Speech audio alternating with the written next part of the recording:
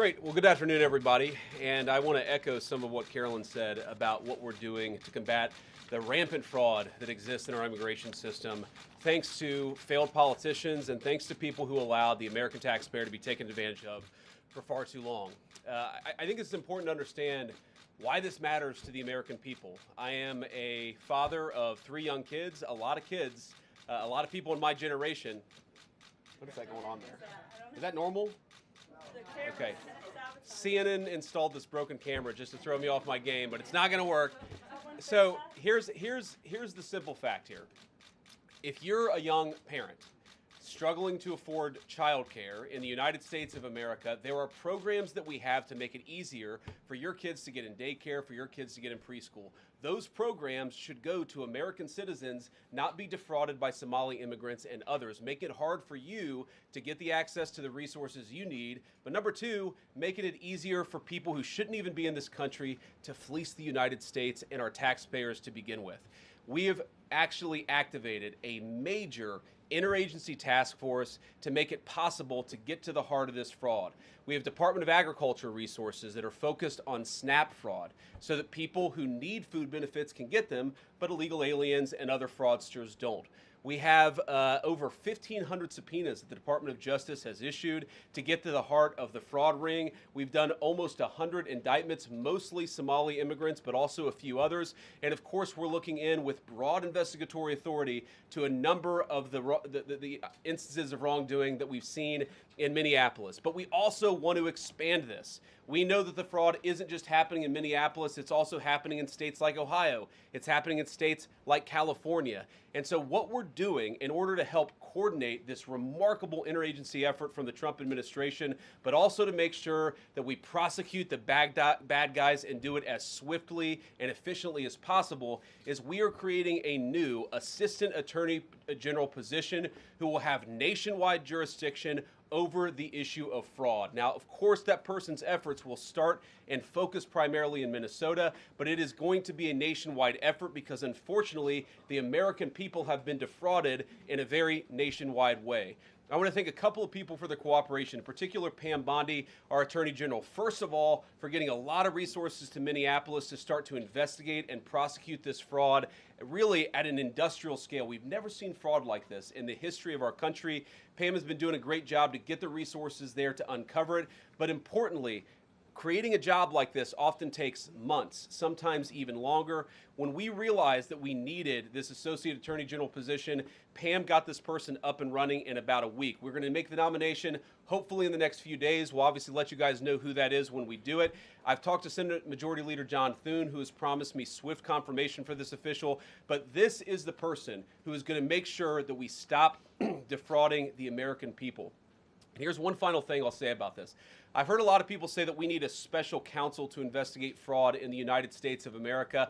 I actually agree, and that's what this position does. It has all the benefits, all the resources, all the authority of a special counsel, but with 2 crucial differences. Number 1, it will be run out of the White House under the supervision of me and the President of the United States. And number 2, it's actually constitutionally legitimate. As you guys may know, the special counsel statute has some major constitutional questions. When we get the bad guys, we want to make sure we get them permanently and they don't have some legal technicality they can get out of, which is why we set it up as an Associate Attorney General. I'll take some questions, but I want to make just one final observation here. When I was actually walking out here, somebody sent me a photo of a CNN headline about what happened in Minneapolis. And this is the headline. I'm just going to read it.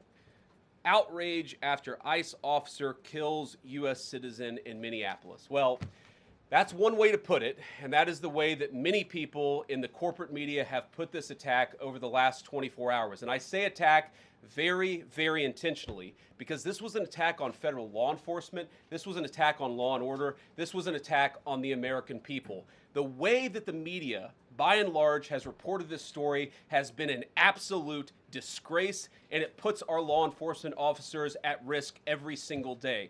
What that headline leaves out is the fact that that very ICE officer nearly had his life ended, dragged by a car 6 months ago, 33 stitches in his leg. So you think maybe he's a little bit sensitive about somebody ramming him with an automobile? What that headline leaves out is that that woman was there to interfere with a legitimate law enforcement operation in the United States of America. What that headline leaves out is that that woman is part of a broader left-wing network to attack, to dox, to assault, and to make it impossible for our ICE officers to do their job. If the media wants to tell the truth, they ought to tell the truth that a group of left-wing radicals have been working tirelessly, sometimes using domestic terror techniques to try to make it impossible for the President of the United States to do what the American people elected him to do, which is enforce our immigration laws. The President stands with ICE. I stand with ICE. We stand with all of our law enforcement officers. And part of that is recognizing that you people in the media, not everybody in this room, but many people in this room have been lying about this attack. She was trying to ram this guy with her car. He shot back. He defended himself. He's already been seriously wounded in law enforcement operations before, and everybody who's been repeating the lie that this is some innocent woman who was out for a drive in Minneapolis when a law enforcement officer shot at her, you should be ashamed of yourselves. Every single one of you. Questions? Thank you, Mr. Vice President. I wanted to read a quote from Tim Walz earlier today. He said, "When things looked bleak, it was Minnesota's first that held the line for the nation on July 3rd, 1863, and I think we may be in that moment now." Can you comment on his rhetoric and Mayor Jacob Frey and whether they want to see unrest in Minneapolis? Well, that's very tough rhetoric from a guy who just quit because his fraudulent activities have been uncovered. Look, Tim Walz is a joke. His entire administration has been a joke. The idea that he's some sort of freedom fighter, he's not. He's a guy who has enabled fraud and maybe, in fact, has participated in fraud. That's what this new Assistant Attorney General position is going to find out. I don't care what Tim Walz says. I care about getting to the bottom of this fraud for the American people, and I care about enforcing the nation's immigration laws. That's what we're going to stay focused on. On a related question here. I mean, Democrats have accused ICE of murder. They've said they're targeting Americans. They've told ICE to get the F out of Minnesota. This is going to stoke the fire against ICE agents, and you're talking about ICE agents right now and being concerned about them. What, if anything, is the administration going to do to make sure these folks are protected during these protests? But also, should DHS sort of revisit their procedures here? I mean, nobody wants to see an American killed. Are there changes that need to be made to make sure something like this doesn't happen again? Look, first of all, of course, nobody wants an American citizen to be killed. This is absolutely a tragedy, but it's a tragedy of the making of the far left. They have radicalized a very small segment of the population, taught them that ICE agents are engaging in wide-scale violation of people's rights. What our ICE officers are doing is deporting the millions of criminal aliens that were let in during the Biden administration. So number one, we have to say, as a matter of leadership, and I would appreciate if the Democrats would join me on this, let's be honest about the fact that we have way too many illegal aliens in this country. Our ICE officers should be supported in doing their job. You're trying to actually marshal the far left lunatic fringe to engage in doxing, to try to make it impossible for them to enforce the law, and in some cases actually to engage in acts of domestic terrorism against our law enforcement officers. When you talk about different plans, different protocols, different policies, I forget exactly how you asked the question. Here's the simple fact. What we're going to do is make it easier for the American people's administration to enforce the American people's law. And that means that Democrats have to stop rallying the mob against legitimate law enforcement operations, and that means that we are going to get tougher, and that's what this AAG position is about. We're going to get tougher at the people who are defrauding the United States by inciting violence against our law enforcement officers. That's one of the things that we're going to do. We've already started that work at the Department of Justice, but we're going to keep on doing it, and this new AAG position is going to kick that into high gear. Vice President Vance, you just suggested that this woman who was killed, Renee Good, is part of a broader left-wing network. Who do you think is behind this broader left-wing network? Well, it's one of the things we're going to have to figure out, but here's the way that I put it. When somebody throws a brick at an ICE agent, or somebody tries to run over an ICE agent, who paid for the brick? And who told protesters to show up and engage in violent activity against our law enforcement officers? You see, just with this most recent terrible incident in Minneapolis, you see friends of this woman's or other people who are eyewitnesses saying basically that she was there to engage in obstruction of a legitimate law enforcement operation. How did she get there? How did she learn about this? There's an entire network, and frankly, some of the media are participating in it, that is trying to incite violence against our law enforcement officers. It's ridiculous, it's preposterous, and part of our investigatory work is getting to the bottom of it. Who's funding it? Who's supporting it? Who's cheerleading it? And of course, if there's illegal activity related to that, we're going to get to the bottom of that and prosecute it where we can. Vice President, thank you for taking questions today. Is there a risk with you describing her as a deranged leftist, talking about very specific facts of these events, when an investigation is just beginning? Are you preempting a thorough investigation by drawing such conclusions? And have you received any information beyond the videos we've seen publicly about this individual, her specific acts, that has informed your point of view? Well, first of all, the Department of Justice is going to investigate this. The Department of Homeland Security is already investigating this. But the simple fact is, what you see is what you get in this case. You have a woman who is trying to obstruct a legitimate law enforcement operation. Nobody debates that. You have a woman who aimed her car at a law enforcement officer and pressed on the accelerator. Nobody debates that. I can believe that her death is a tragedy, while also recognizing that it's a tragedy of her own making and a tragedy of the far left, who has marshaled an entire movement, a lunatic fringe, against our law enforcement officers. I think what is clearly happening here, and it's going to keep on happening unless the Democrats wake up and say, you know what, you don't have to agree with our immigration policies. You don't have to agree with what the president or the vice president believe about immigration enforcement, but why don't you take this to the ballot box? Why don't you vote? Why don't you organize? Instead, what some of them are doing is encouraging people to get violent with our law enforcement officials. It's disgraceful, and it's got to stop. Yeah. Just to follow up on that question, and again, thank you for taking questions, Mr. Vice President. There's clearly a lot of emotion in Minnesota, across the country, over this incident.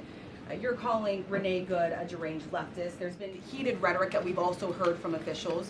What responsibility do you and the president have to diffuse some of the tension that we are seeing play out in Minnesota, bring down the temperature as this investigation is unfolding?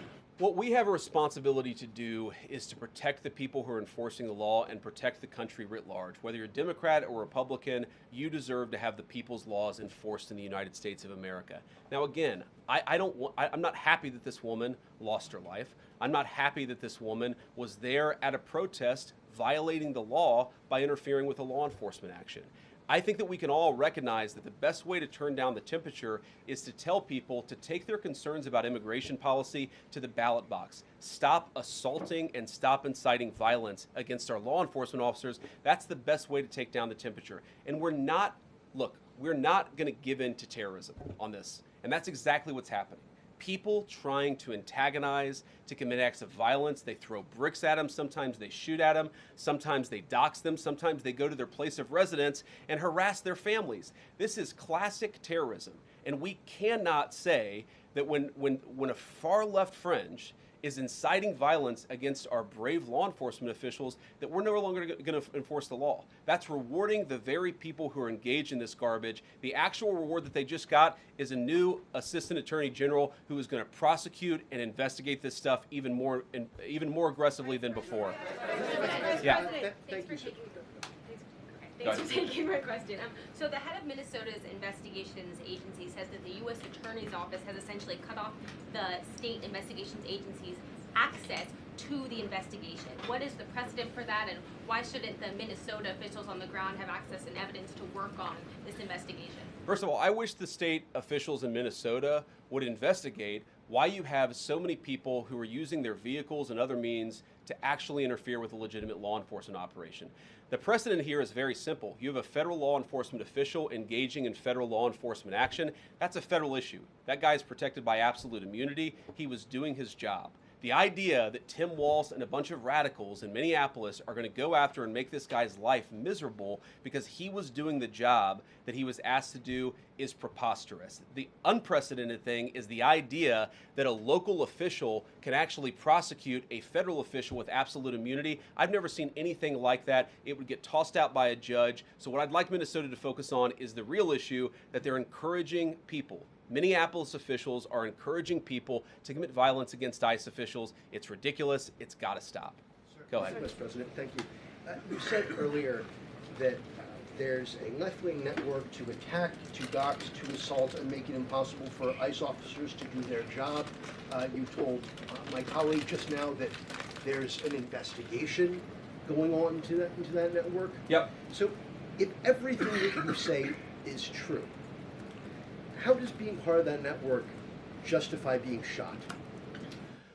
Well, being part of the network doesn't justify being shot, but ramming an ICE officer with your car, that's what justifies being shot. It's not a good thing, by the way, but when you force somebody to engage in self-defense, it's almost a preposterous question. I'm not saying that funding some of this stuff justifies capital punishment. Nobody would suggest that. The reason this woman is dead is because she tried to ram somebody with her car and that guy acted in self-defense. That is why she lost her life, and that is the tragedy. Now, there may be other violations of the law and other penalties that are associated with those violations of the law. For example, if you are funding violence against our law enforcement officers, I'm not a prosecutor. My guess is that's not the sort of thing that earns capital punishment, but it should sure as hell earn you a few years in prison if you're funding the effort to try to assault our law enforcement officers.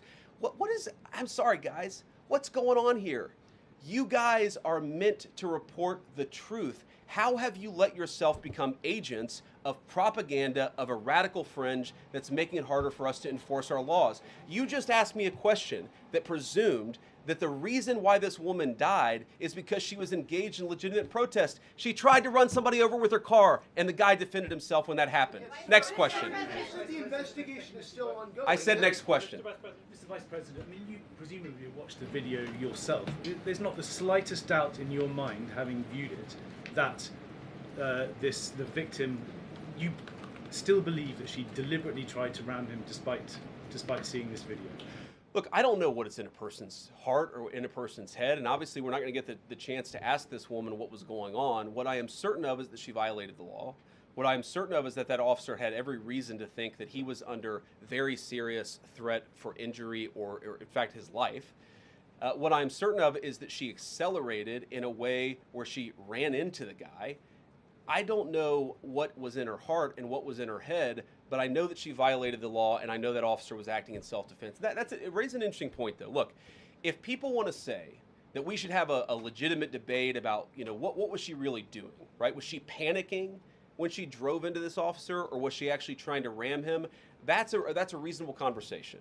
What's not reasonable is for so many of you to plaster all over the media that this was an innocent woman and that the ICE agent committed murder, which is what many of you have said explicitly and some of you have said implicitly. That's what I have an objection to. The idea that this was not justified is absurd, and I think everybody knows it in their heart. Yeah. Mr. Vice President, in the green jacket. Taking down the temperature, it seems like political violence is ratcheting up and riots could be around the corner. What steps does the administration have planned to try to unite America? Average people on both political sides are so tired of fighting with each other, and I think all the journalists in this room could agree with me that we don't want to be part of the problem. Do you have any words to unite America? You know, I know you don't want to be a part of the problem, and I think that's true of a lot of you. I'm not sure it's true for everybody, because the reporting over this has been one of the biggest scandals I've ever seen in media. I've never seen a case so misrepresented and misreported when you have a guy who was defending himself and is now being treated as some sort of federal assassin by so many of the people in this room. First of all, let me say about crime. You mentioned violence. One of the things we're proudest about is that you saw violent crime over the last year drop by 20%. Why is that drop by 20%?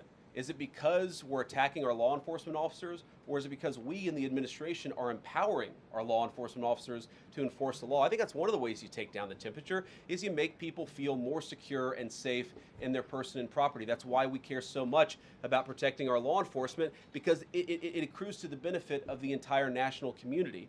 I think that we can absolutely talk about the ways in which, you know, we can lower the temperature by discussing differences in a reasonable and rational way. Again, I'm happy to talk with any congressional Democrat or any of you about our immigration policy, about why I think it's necessary, about why I think it's in the best interest of the country, about why the President of the United States was elected to actually enforce the border for the first time in at least 4 years. So here's the problem. That's not the debate so many people are having. They are actively covering for people who are committing acts of violence against federal law enforcement. It is preposterous. The way to take down the temperature is to stop it. Have your debates about policy. Attack me. Attack the President of the United States. Don't attack our law enforcement officers. They are trying to do the job the American people demanded that they do. They are not policy actors.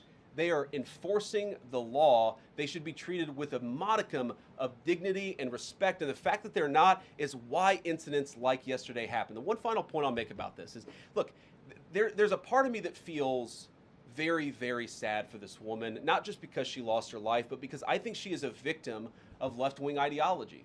What young mother shows up and decides they're going to throw their car in front of ICE officers who are enforcing legitimate law? You've got to be a little brainwashed to get to that point to where you're willing not just to protest, that's fine, not peacefully protest, but throw your vehicle in front of legitimate law enforcement officers and drive your car into them. To get to that point, you have to be, I think, radicalized in a very, very sad way. I certainly wish that she hadn't got there. I know there's an ICE officer right now who very much wishes he was not put in the position where he had to fire a gun to defend his own life. Yeah. Thank you, Mr. Vice President. What's your message, following up on that, what's your message to the leaders in Minnesota, the governor of Minnesota, the mayor of Minneapolis, to calm down the situation on the ground, on the streets? What's your message also to those protesters who saw that video in a completely different way than you saw that video? Well, first of all, I think if you watch every angle of that video, there is one angle where if you squint, you can maybe tell yourself that it's not clear what happened. But when you look at all angles of that video, it is very clear that her vehicle went right for the guy. She actually collided with him. And then that's, of course, when he fired his shots. That's obvious, okay? So what I'd say to the protesters is, by all means, protest peacefully, but make this about ideas. Make this about disagreement with our policy. Don't use your protest as a justification or an encouragement for people to go and incite violence and participate in violence against our law enforcement officials. To the people on the ground in Minneapolis, meaning the local officials in Minneapolis from Tim Walz on down, I'd say, look, why can't you just disagree with a given piece of immigration policy without turning law enforcement into the enemy? And think about, for example, a criminal law, where a police officer goes and arrests somebody because they violated a criminal law. If you're mad about that, go and protest the politician who passed that law. Don't attack the police officer who's just doing their job. We had a wide open border under Joe Biden. I happen to think it's a good thing the President of the United States has closed it down. If you think that's a bad idea, criticize this administration for a policy decision. Don't attack our people for enforcing the law, because I guarantee you go to ICE, there are black people and white people, there are Democrats and Republicans, they are patriotic Americans who are trying to enforce the law. Attack me, lay off of our ICE agents. Yeah, in the blue, all the way, yeah. Yeah, thank you, Mr. Vice President. You called on Tim Walz to resign. Can you lay out the case as to why he should step down? Well, look, I think Tim Walz should resign because it's very clear either that he knew about the fraud in Minneapolis, he knew about the welfare fraud, or at the very least he looked the other way. I mean, this is not like Lex Luthor, right? This is not movie villain fraud. This is the lowest IQ possible fraud. This is, we're going to take the absence of kids and set up a daycare center where there are no children, and we're going to call our early childhood education center the Quality Learning Center.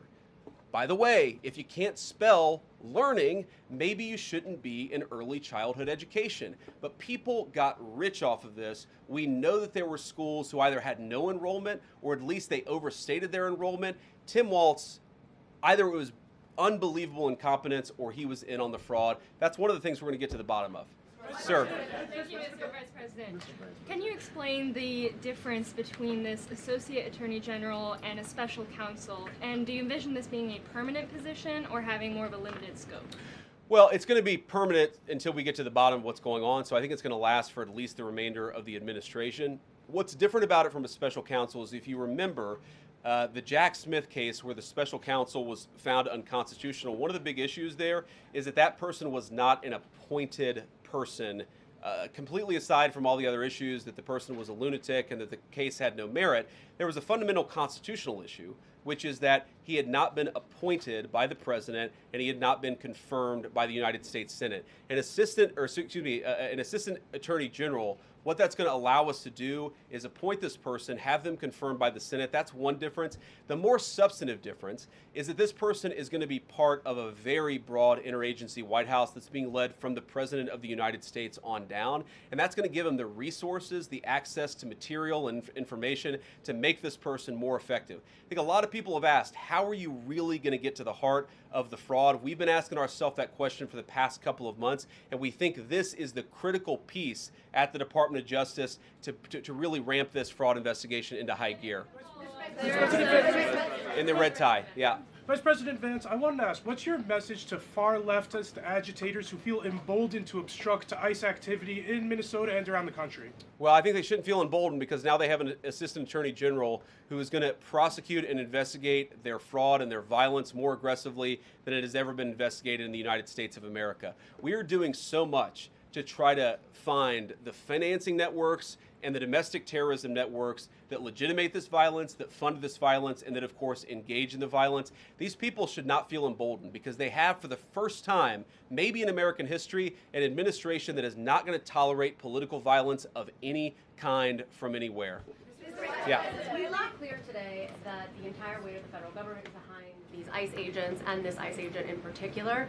There is still a federal investigation happening on the ground. Does that mean that they are not looking into this ICE agent at all? They are just focused on the woman who was in the car? What is the investigation if the federal government has already determined that its weight is behind this ICE investigation? So what do you mean? When you say investigation, do you mean investigation of the shooting yesterday or of the fraud that's happening in Minneapolis? Yesterday. Okay, look, DHS, as I understand it, has an investigation already ongoing. I know that other organs of our government are looking at this. So yes, there's certainly an investigation that's happening right now. But as part of the broader fraud investigation, a lot of what we're doing with the Department of Justice has already started. We've got over 1,500 subpoenas. We've got people this morning, actually. We're going door to door to actually knock on some of these fraudulent care centers, these fraudulent social services organizations to get to the bottom of what's going on there. So the investigation in some ways has already been ramping up into the anti-fraud element for at least a few weeks. What we're trying to do is supercharge it and make sure there's a designated person within the Department of Justice who completely controls that particular focus. Yeah. Just to follow up on that, Mr. Vice President, on the agent, is he still on duty or has he been placed on leave, on administrative leave? And what really was the target of the operation on Wednesday?